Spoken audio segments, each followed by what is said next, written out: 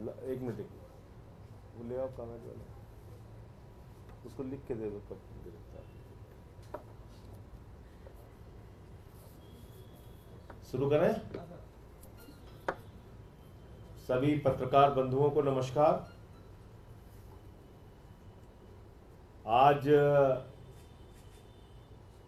जंतर मंतर पर अरविंद केजरीवाल जी के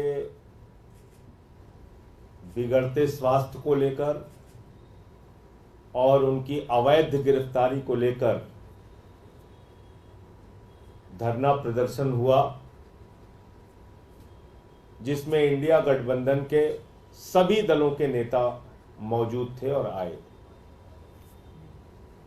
और सबने एक बड़ी चिंता व्यक्त की कि दिल्ली की सरकार के काम में रोड़ा अटकाया जाता है, दिल्ली के सरकार के काम को बाधित किया जाता है, और जो मुख्यमंत्री देश में सबसे बेहतरीन और अच्छा काम करके दिखा रहा है उसको आपने पकड़ के जेल में डाल दिया। 50 से कम उनकी शुगर लेवल है, कोई अनहोनी घटना उनके साथ घटित हो सकती है, लेकिन भारतीय जनता पार्टी अपनी तानाशाही पे उतार ली।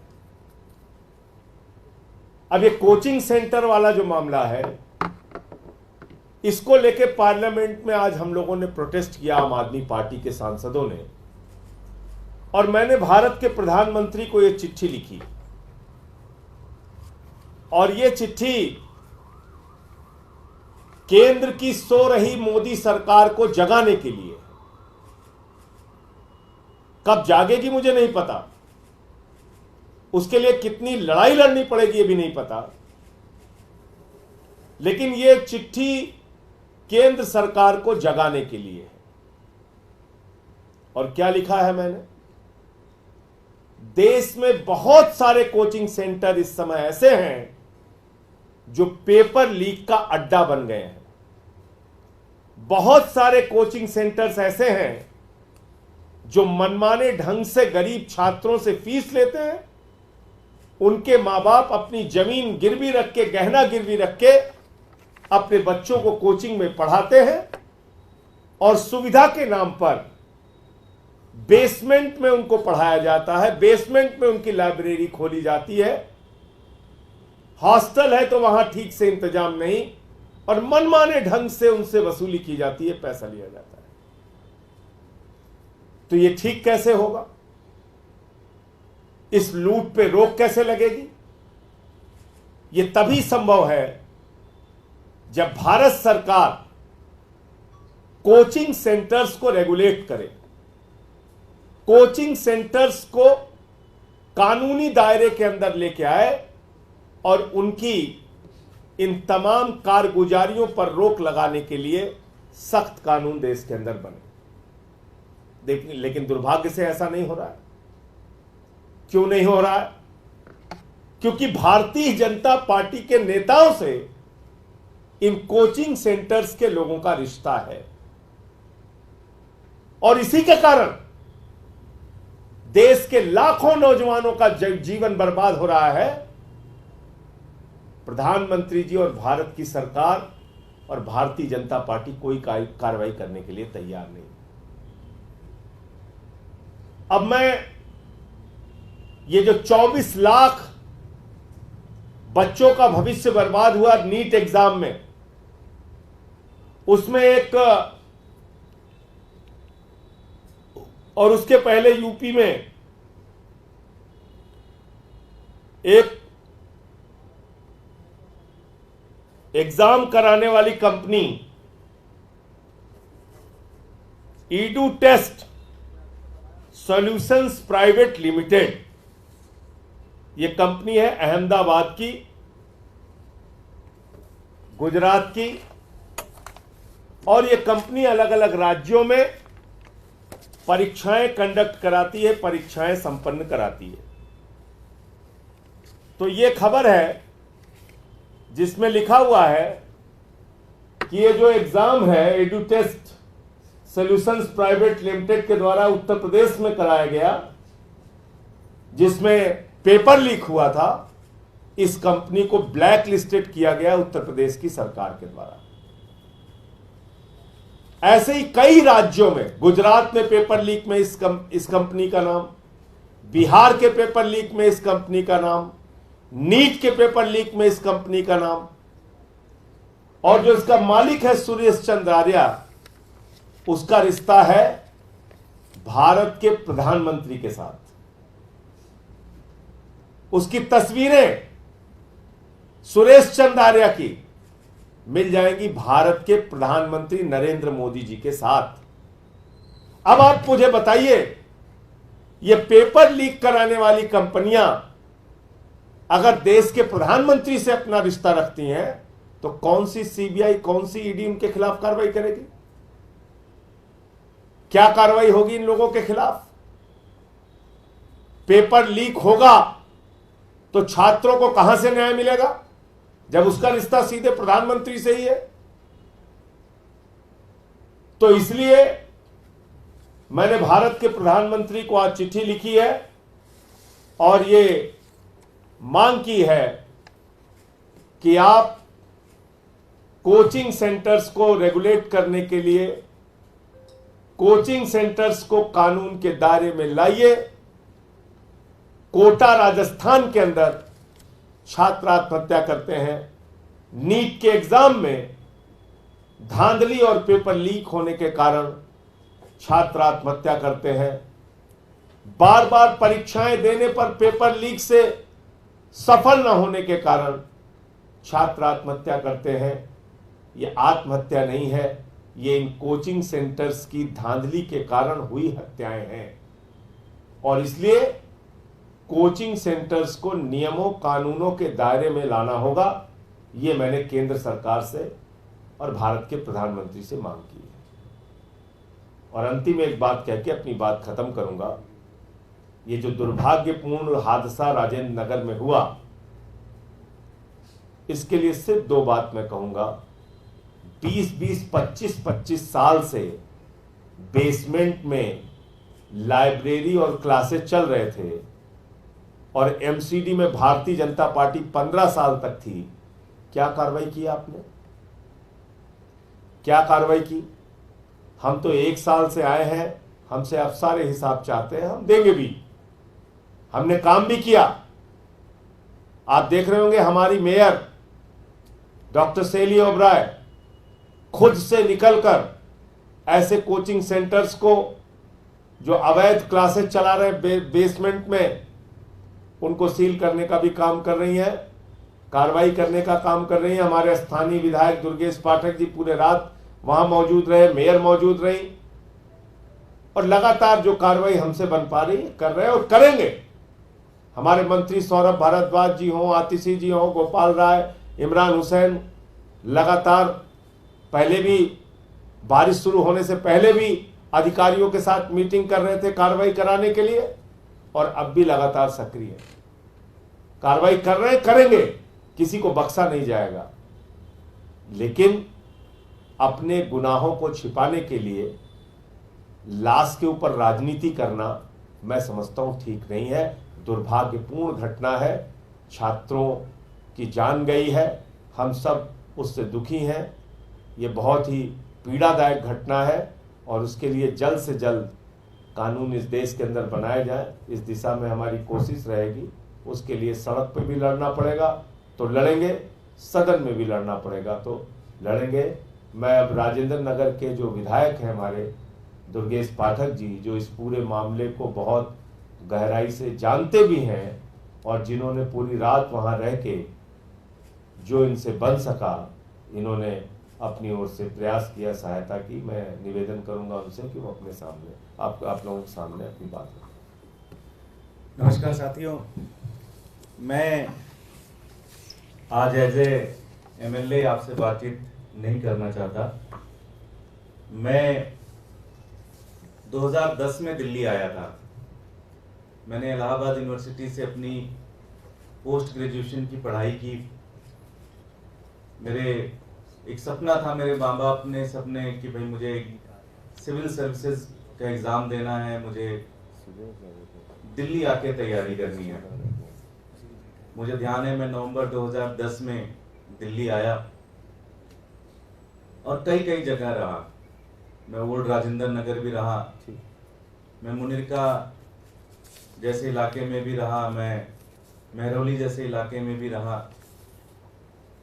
काफी समय मैं ओल्ड राजेंद्र नगर और आसपास के इलाके में रह के मैंने तैयारी की।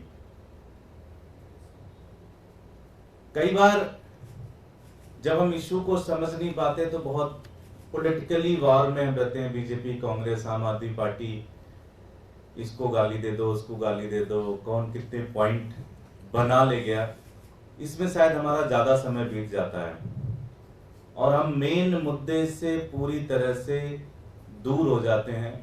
या जो छात्र सड़क पर हैं, प्रोटेस्ट कर रहे हैं, या जो छात्र आज अपने घर में भी बैठ के प्रोटेस्ट कर रहे हैं। मुझे ध्यान है, मैं जब आईएएस की तैयारी करता था और जब अन्ना आंदोलन होता था, तो मैं जब अन्ना आंदोलन के लिए निकलता था, मुझे डर लगता था कहीं मेरी पढ़ाई ना खराब हो जाए, कहीं मेरा टाइम ना बेकार हो जाए। फिर मैं 1 घंटे बाद फिर मैं कोशिश करता था जल्द से जल्द अपने घर जाऊं और फिर से पढ़ाई करूं। कुछ महत्वपूर्ण मुद्दे हैं, महत्वपूर्ण इश्यूज हैं जिसके ऊपर बातचीत होना बहुत जरूरी है। एक छात्र 19 साल, 20 साल, 21 साल की उम्र में, 18 साल की उम्र में दिल्ली आता है, देश के विभिन्न राज्यों से आता है। माँ बाप उसकी जो भी कोशिश करते हैं, जैसे भी करके उसको भेजते हैं। 3-4 महत्वपूर्ण चैलेंजेस उसके सामने सबसे पहला होता है। सबसे पहला, कोचिंग सेंटर के नाम पर ठगी। आज पूरे दिल्ली नहीं बल्कि पूरे देश की स्थिति है कि आप देखते होंगे कि अगर एक फला आदमी किसी एक इंस्टीट्यूट से आईएएस बना तो वो जम्मू कश्मीर से लेके कन्याकुमारी तक हर कोचिंग वाले उसकी फोटो लगा लेते हैं कि ये हमारे यहां से पढ़ के गया, और उसके चक्कर में मनमाने तरीके से फीस की उगाही होती है। कई बार टीचर्स को प्रमोट करके फीस की उगाही होती है कि टीचर्स, आप देखते होंगे, फला सर आपको पॉलिटिकल साइंस पढ़ाएंगे, फला सर आपको इकोनॉमिक्स पढ़ाएंगे, फला सर आपको कुछ पढ़ाएंगे, और पता चला पूरे 6 महीने के कोर्स में फला सर ने 1 क्लास या 2 क्लास पढ़ाई, फीस मनमाने तरीके से ले लिया। सिटिंग अरेंजमेंट में एक क्लास में कहेंगे हम 40 बच्चों से ज्यादा नहीं लेते, 50 बच्चों से ज्यादा नहीं लेते, लेकिन 200, 300, 400 बच्चे, कई तो इतने बड़े हैं कि बैंकेट हॉल बुक करके उसमें क्लासेस दिलाते हैं। मुझे ध्यान है, मैं एक बार क्लास लेने गया, उसमें 1200-1300 बच्चे उसमें क्लास के अंदर होते थे। 2-3 क्लास के बाद फिर मुझे लगा कि मैं शायद इतना इंटेलिजेंट नहीं हूं कि मैं इतनी बड़ी क्लास में पढ़ सकता हूं। जब आप किराए पे जाते हैं, एक कमरा अफोर्ड करना बड़ा मुश्किल है। मुझे ध्यान है, मैं एक कमरे में हम 3 लोग रहते थे। एक छोटा सा कमरा था 10 बाई 10 का, उसके अंदर हम 3 लोग रहते थे।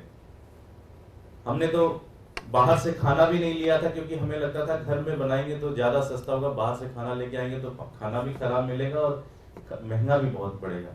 इन सारी स्थितियों के बाद वो आदमी कोशिश करता है कि कितने देर से ज्यादा समय निकालकर वो पढ़ाई करे, और तब जब 5 लाख बच्चे एग्जाम दे रहे हैं और 100 सीटें हैं, सबसे ज्यादा फेल्योर होती है हर 2 महीने 3 महीने में हम एग्जाम देते हो, और ऐसी स्थिति साल 1.5 साल बाद आ जाती है कि आप एग्जाम का रिजल्ट किसी से शेयर करने की स्थिति में नहीं होते हो।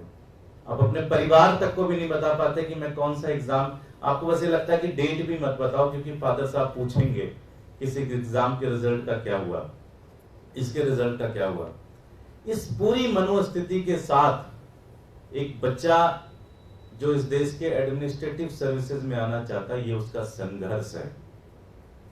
सरकार क्या कर रही है? सरकार कुछ नहीं कर रही है। क्या हमारे देश के अंदर कोचिंग संस्थाओं को रेगुलेट करने का कोई व्यवस्था है? नहीं है। कौन संस्था कितने फीस लेगी इसकी कोई रेगुलेट करने की व्यवस्था है? नहीं है। आज आप मेडिकल कॉलेज में एडमिशन लेते हैं, आज आप इंजीनियरिंग कॉलेज में एडमिशन लेते हैं, वहां पे इकोनॉमिक वीकर सेक्शन के लिए seats, number of seat reserve होती है। कोचिंग इंस्टीट्यूट कोई भी ऐसे नॉर्म्स का फॉलो नहीं करता।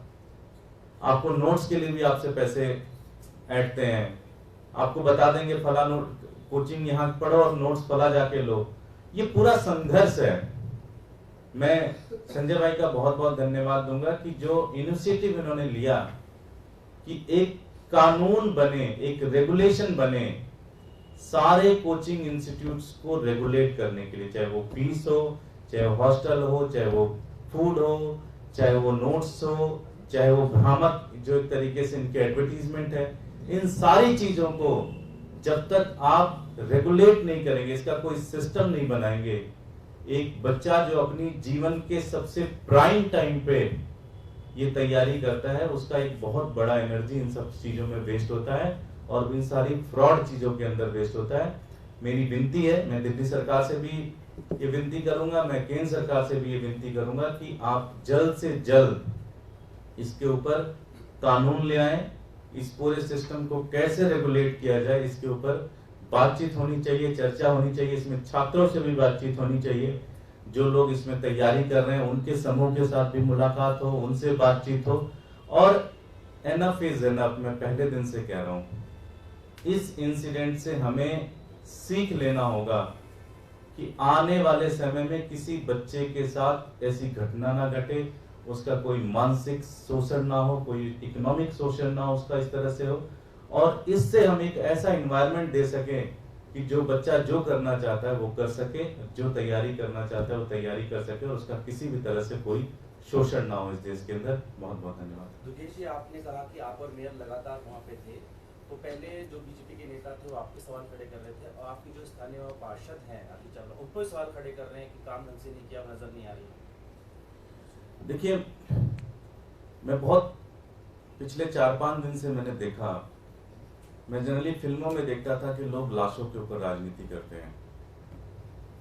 मैं ये देख रहा हूं कि आज किसी भी बीजेपी के साथी को आप फोन करके पूछें कि जो 3 बच्चे अब इस दुनिया में नहीं है, उनके माँ बाप का नंबर है आपके पास, मिले हो उससे, उनके परिवार के लिए कोई मदद किया आपने? आप तो इस देश की सबसे बड़ी पार्टी है, आपके पास तो करोड़ों रुपए का बैंक बैलेंस है। आज भारतीय जनता पार्टी के पास कम से कम 10,000 करोड़ रुपए का बैंक बैलेंस है उनके पास, केंद्र में उनकी सरकार है, उत्तर प्रदेश में उनकी सरकार है। आप पूछे 1 रुपए की घोषणा की आपने उन बच्चों की कैसे मदद करेंगे? सिर्फ लाशों पे राजनीति करनी है। पहले फला को गाली देना, फिर धमाक को गाली देना, फिर इनको गाली देना, फिर उनको गाली देना। सलूशन चाहिए। इस देश के लोग परेशान हो चुके हैं इस तरह से गंदी राजनीति से। मैं वहां जाता हूं, खड़े रहते हैं लोग, कहते हैं भैया गंदी राजनीति से परेशान हो गया हूं। ये गंदी राजनीति बंद करनी पड़ेगी भारतीय जनता पार्टी को। सलूशन के ऊपर बातचीत करें। सलूशन बात नहीं कर पाएंगे वो, क्योंकि ये जितने इंस्टीट्यूट बने हैं ये सारे उनके टाइम पे बने हैं। ये सारे बिल्डिंगें जो हैं वो सारे उनके टाइम पे बनी हैं। आज जब सीलिंग हो रही है तो तड़बड़ा रहे हैं पूरी तरह से भारतीय जनता पार्टी के नेता। 50 फोन आ रहे हैं मेरे पास कि भैया हमारे सीलिंग पे एक्शन मत करें, या हम खत्म कर दे रहे हैं, हम ये नहीं करेंगे। लेकिन एक एक पे एक्शन होगा। एमसीडी पूरी तरह से विजिलेंस होके एक एक गली में जा रही है और हम सब पे एक्शन लेंगे। ये गंदी राजनीति बंद करनी पड़ेगी। लाशों के ऊपर जो राजनीति भारतीय जनता पार्टी कर रही है इसके ऊपर बंद करना पड़ेगा। एक सवाल संजय जी आपसे है, सभी दुख और खेद व्यक्त कर रहे हैं राजनीतिक घटना पर। दिल्ली सरकार के मंत्रियों से मैंने बात की, उन्होंने कहा कि उन्होंने मंत्री अधिकारी को कह दिया था कि डिसिप्लिन करें, नहीं सुना गया। हमने आज जो दिल्ली के चीफ सेक्रेटरी नरेश कुमार, उनसे बात करने की कोशिश की कि भाई अगर अधिकारी ने कहा था वीडियो जारी कर रहे हैं, डिसिप्लिन क्यों नहीं हुई? तो उन्होंने माइक पे हाथ मारा, कह रहे पंगा क्यों ले रहा है, जाके मंत्री से पूछ ले। तो किससे पूछे जाकर सवाल? देखिए, इन अधिकारियों का दिमाग क्यों खराब है? क्योंकि इनके पीछे भारतीय जनता पार्टी और दिल्ली का एलजी, ये दोनों लोग इस बात के लिए पूरा इनको प्रेशर दे रहे हैं कि जैसे मन चाहे वैसे दिल्ली को बर्बाद करो। लेकिन हम लोग बर्बाद होने नहीं देंगे दिल्ली को। एक्सपोज करेंगे, लड़ेंगे आपसे और अपना अधिकार छीन के लेंगे। और हम जानते हैं कैसे होता है। नहीं बना रहे थे ना मोहल्ला क्लिनिक, केजरीवाल जी 9 दिन बैठे एलजी के यहां और काम करा के लाए। ऐसे ही एक नहीं, फरिश्ते स्कीम हो, बुजुर्गों की तीर्थ यात्रा हो, बिजली का बिल बढ़ाने की बार बार कोशिश करते हैं भाजपाई, हमारी सरकार को बदनाम करने के लिए। केजरीवाल जी लड़ लड़ के, आम आदमी पार्टी वाले लड़ लड़ के रुकवाते हैं उसको। पानी का अनाप शनाप बिल बार बार बढ़ाने की कोशिश करते हैं, हम लोग लड़के रुकवा। फिर मैं कह रहा हूं, एमसीडी हो, दिल्ली सरकार हो, जहां आपने हमें चुना है, जहां बिठाया है, हम आपका काम कराएंगे, चाहे लड़के कराएं, चाहे सड़क पे उतर के कराएं, चाहे सदन में आवाज उठा के कराएं, चाहे कोर्ट का दरवाजा खटखटा के कराएं। काम तो आम आदमी पार्टी की सरकार ही कराएगी। और एमसीडी के बारे में जैसा अभी दुर्गेश जी ने बताया, मेयर और स्थानीय विधायक और सारे हमारे विधायक सब लोग अब सक्रिय हैं। जितने भी ये बेसमेंट में इलीगल एक्टिविटीज चल रही हैं पूरे देश, पूरे दिल्ली के अंदर, उसको रोक लगाने का काम करेंगे और सील करने का काम करेंगे। चीफ सेक्रेटरी सवालों से ऊपर नहीं है, उसको जनता के पैसे से तनख्वाह मिलती है, उसको जवाब देना होगा। अभी भी वो एक्सटेंशन, 2 बार तो एक्सटेंशन ले चुका है, एक्सटेंशन पे उसकी नौकरी चल रही है। सवाल पूछने पे धमकाएगा भी और माइक भी तोड़ेगा। क्यों? क्योंकि इसको मालूम है भाई इस पे कोई ऊपर से उसको प्रेशर है, कोई बोलने वाला नहीं उसको। लेकिन ये बिल्कुल गलत तरीका है और उनको जवाब देना चाहिए कि जब उनको पहले ही बताया गया था शिकायतों के बारे में तो कार्रवाई क्यों नहीं हुई। आपसे सवाल है, आपने कहा कि केंद्र और दिल्ली सरकार से ये फोटो अच्छी वाली आ गई है सुरेश चंद आर्या की, जो ब्लैक लिस्टेड कंपनी है, जिसने यूपी कांस्टेबल का एग्जाम कराया था और भी कई एग्जाम्स में पेपर लीक में इस कंपनी का नाम आया। ये ब्लैक लिस्टेड कंपनी का मालिक सुरेश चंद आर्या भारत के प्रधानमंत्री के साथ है। ये तस्वीरें आपको दिखाना जरूरी था। कैसे कार्रवाई होगी इन लोगों के ऊपर, बताओ आप। सर, आपने कहा कि केंद्र और दिल्ली सरकार से आप निवेदन करते हैं कि इस पर कोई कानून बनाए, कोई रेगुलेट, तो ये इंस्टीट्यूट सभी दिल्ली में है, क्या कोई दिल्ली के स्तर पर कोई कानून या कोई रेगुलेशन इनके लिए आ सकता है, या आप स्पेशली दिल्ली सरकार के स्तर पर कुछ? देखिए, पॉलिसी डिसीजंस तो केंद्र सरकार से आती है, जो भी क्या गाइडेंस है, क्या लॉ बन सकता है, केंद्र सरकार को पहले इनिशिएट लेना चाहिए पूरे देश के अंदर। बाकी दिल्ली सरकार से भी मेरी गुजारिश है कि अगर हम कर सकते हैं तो हमें भी इसके ऊपर कार्रवाई करना चाहिए।